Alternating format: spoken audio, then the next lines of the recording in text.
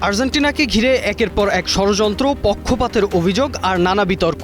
এবার সবকিছুর জবাব দিলেন দেশটির প্রেসিডেন্ট হাভিয়ের মিলেই। আর্জেন্টিনাকে ঘিরে বিতর্কে তিনি বিস্ফোরক মন্তব্য করেছেন। তিনি বলেন, ওরা আমাদের হিংসা করে। তার মতে ষড়যন্ত্র তত্ত্বের মূল কারণ একটাই, আর্জেন্টিনার সাফল্য।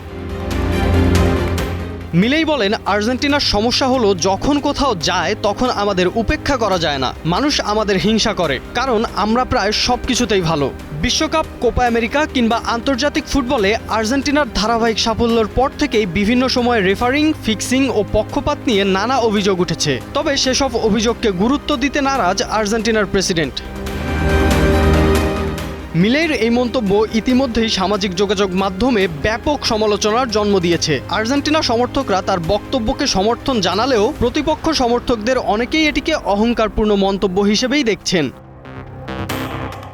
এখন প্রশ্ন একটাই, আর্জেন্টিনার বিরুদ্ধে ওঠা অভিযোগগুলো কি সত্যিই শুধু ঈর্ষার বহিঃপ্রকাশ, নাকি সমালোচকদের অভিযোগে কিছুটা হলেও বাস্তবতা আছে? উত্তরগুলো সময় বলে দেবে। রাফসান মনি, নিউজ 24।